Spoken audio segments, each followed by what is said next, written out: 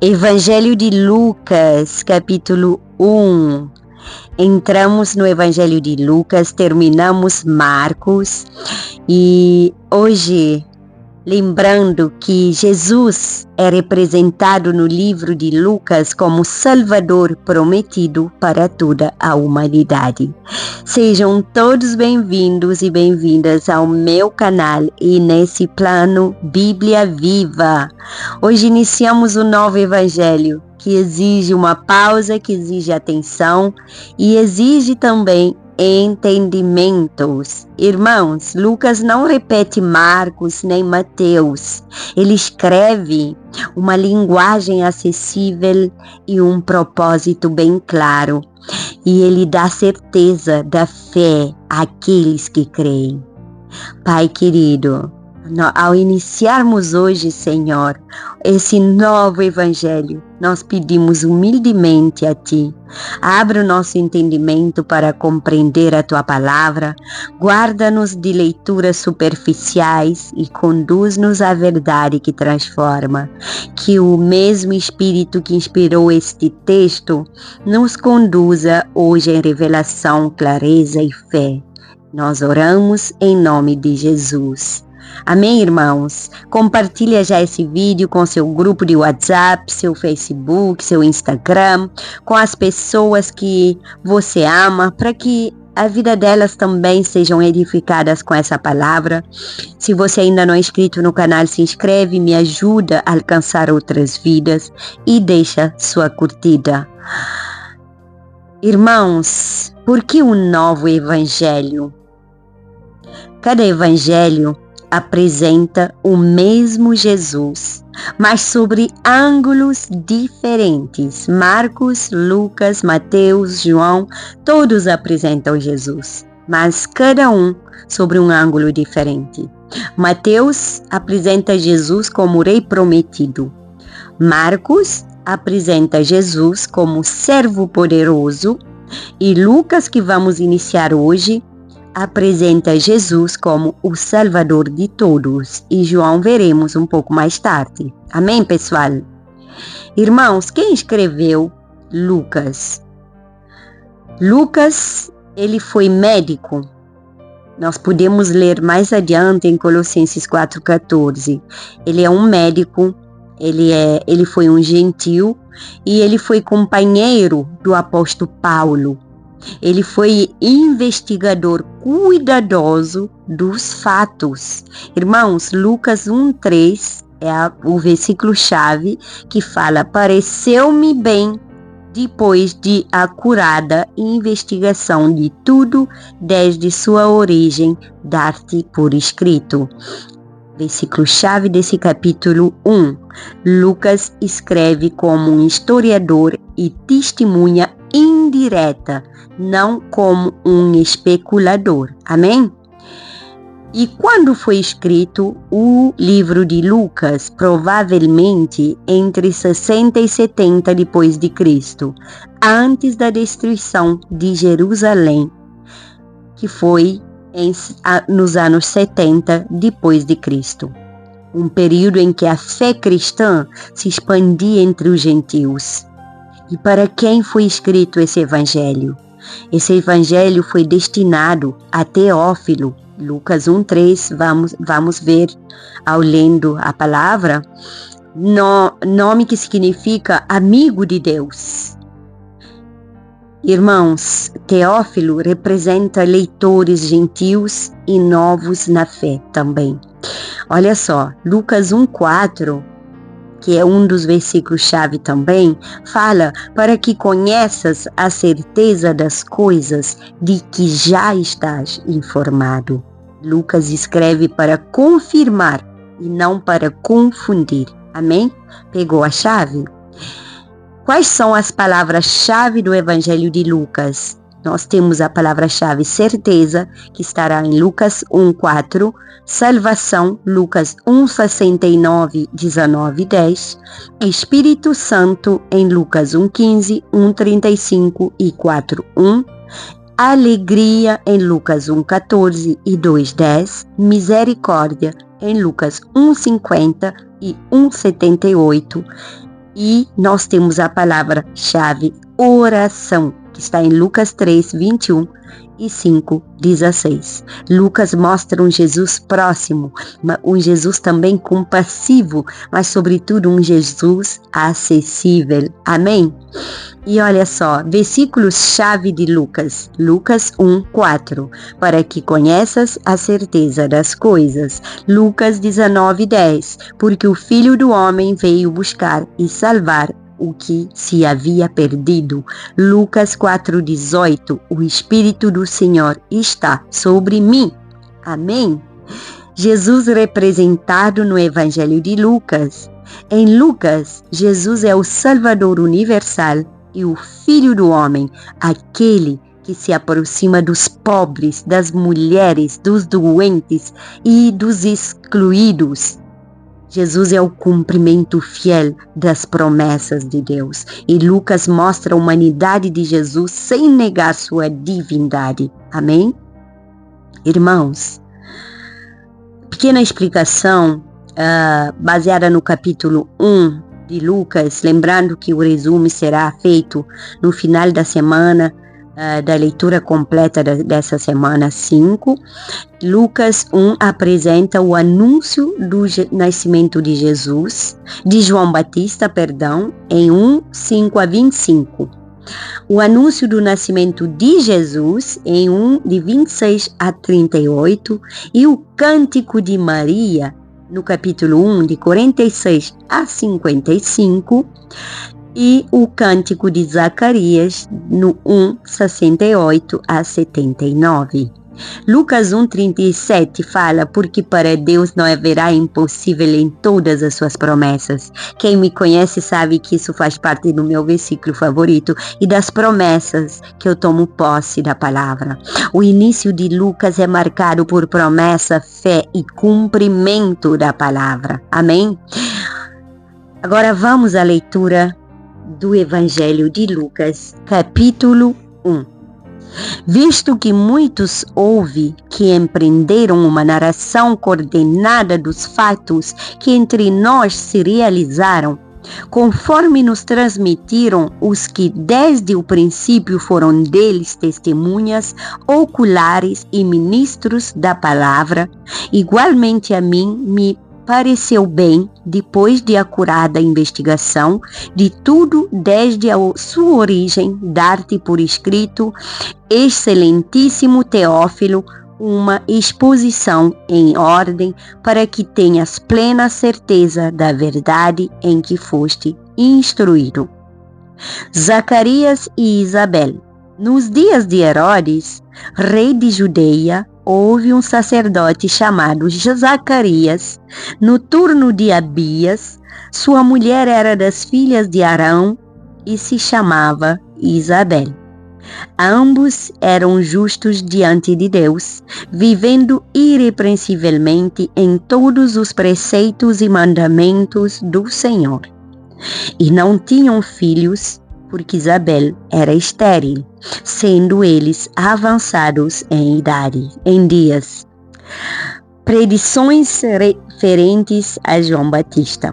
Ora, aconteceu que, exercendo ele diante de Deus o sacerdócio na ordem do seu turno, coube-lhe por sorte, segundo o costume sacerdotal, entrar no santuário do Senhor para queimar o incenso.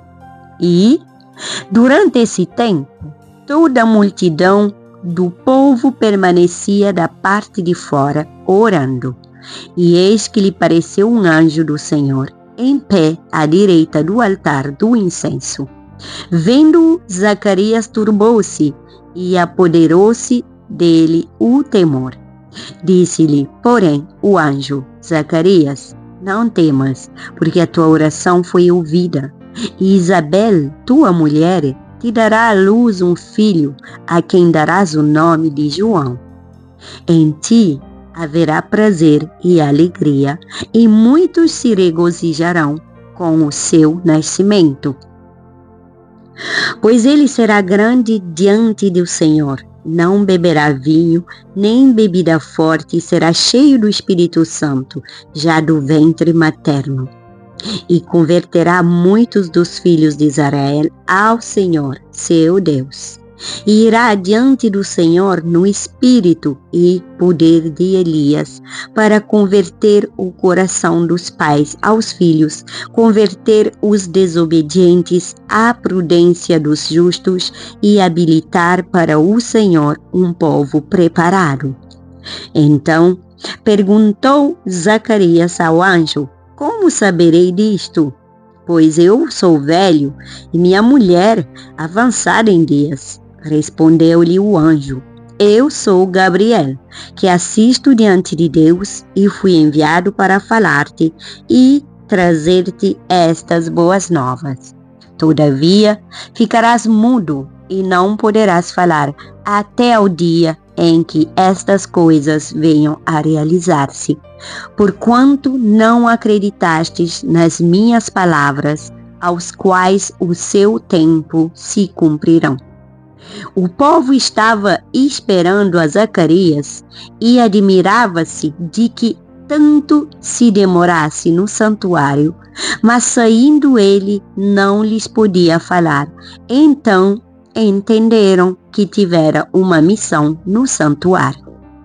E expressava-se por acenos e permanência mudo. Sucedeu que, terminados os dias de seu ministério, voltou para casa. A felicidade de Isabel.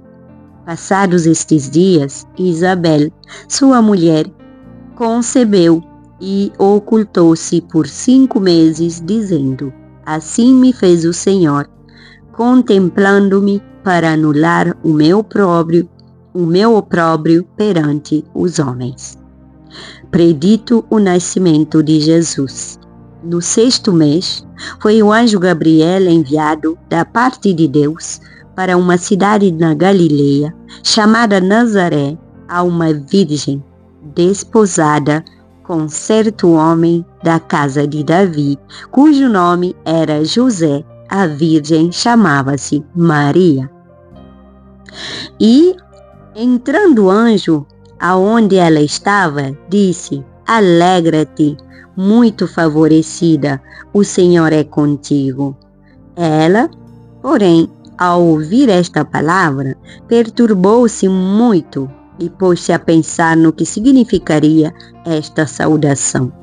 Mas o anjo lhe disse: Maria, não temas, porque achaste graça diante de Deus. Eis que conceberás e darás à luz a um filho, a quem chamarás pelo nome de Jesus.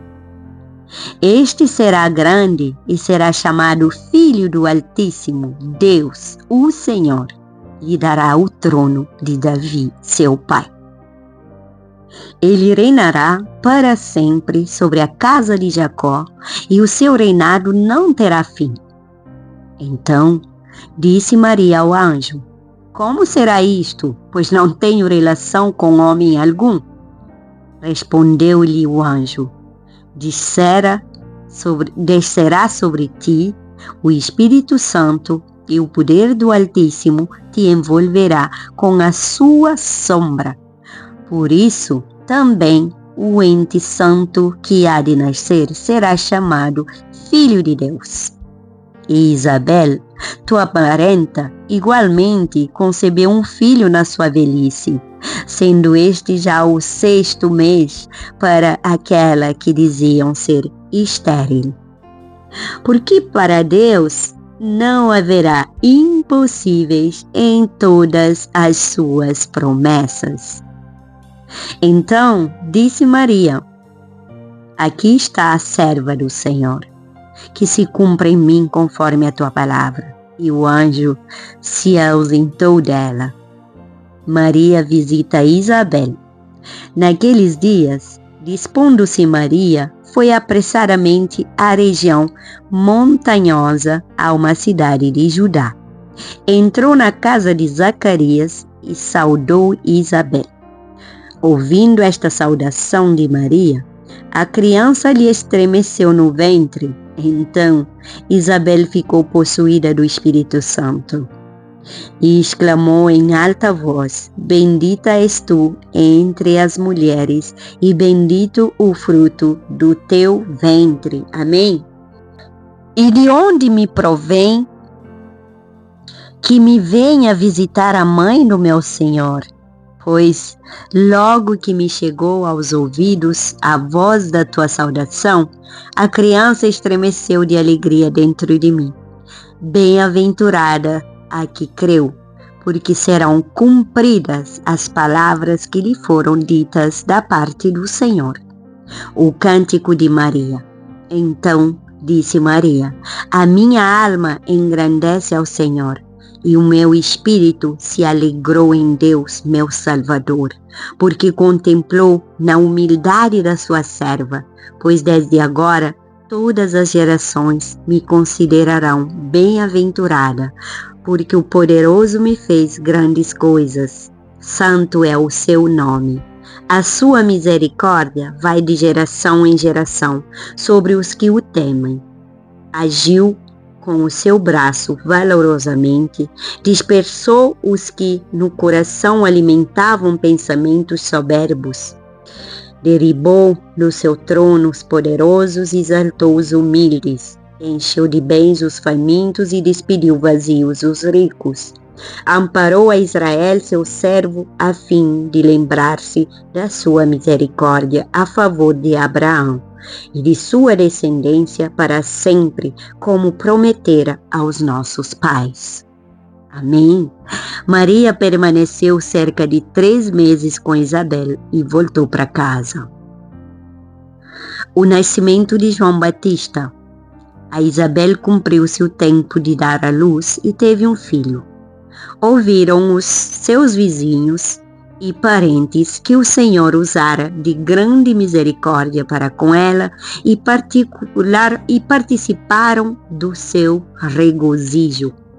Sucedeu que, no 8º dia, foram circuncidar um menino e queriam dar-lhe o nome de seu pai, Zacarias. De modo nenhum, respondeu sua mãe. Pelo contrário, ele deve ser chamado João. Disseram-lhe: ninguém há na tua parentela que tenha este nome. E perguntaram, por acenos ao pai do menino, que nome queria que lhe dessem. Então, pedindo ele uma tabuinha, escreveu: João é o seu nome. E todos se admiraram. Imediatamente, a boca se lhe abriu e, desimpedida a língua, falava louvando a Deus.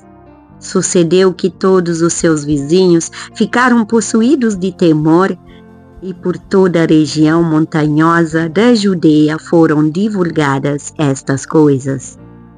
Todos os que as ouviram guardavam-nas no coração, dizendo: que virá a ser, pois, este menino? E a mão do Senhor estava com ele. O cântico de Zacarias. Zacarias, seu pai, cheio do Espírito Santo, profetizou, dizendo: bendito seja o Senhor, Deus de Israel, porque visitou e redimiu o seu povo, e nos suscitou plena e poderosa salvação na casa de Davi, seu servo, como prometera desde a antiguidade por boca dos seus santos profetas, para nos liberar dos nossos inimigos e das mãos de todos os que nos odeiam, para usar de misericórdia com os nossos pais e lembrar-se da sua santa aliança e do juramento que fez a Abraão, o nosso pai, de conceder-nos que, livres das mãos de inimigos, o adorássemos sem temor, em santidade e justiça perante ele todos os nossos dias. Tu, menino, serás chamado profeta do Altíssimo, porque precederás o Senhor, preparando-lhe os caminhos, para dar ao seu povo conhecimento da salvação, no redimi-lo dos seus pecados, graças à entranhável misericórdia de nosso Deus, pela qual nos visitará o sol nascente das alturas, para alumiar os que jazem nas trevas e na sombra da morte, e dirigir os nossos pés pelo caminho da paz. O menino crescia e se fortalecia em espírito, e viveu nos desertos até ao dia em que havia de manifestar-se a Israel. Amém, pessoal? Que versículo, que capítulo tremendo, gente. Que bela oração de Maria e de Zacarias. Que belo louvor ao Senhor. Irmãos, gostaria de te deixar um direcionamento para o dia de hoje. Irmãos, Deus cumpre promessas no tempo certo, então não temas. A nossa fé responde mesmo quando não entendemos tudo, entendeu? Então, continua firme, continua crendo. Porque a salvação começa com obediência e com confiança, gente. Obedece a palavra, confia na sua palavra, pratica a sua palavra, ensina a sua palavra. Lucas nos ensina que a fé cristã é histórica, é confiável e é viva.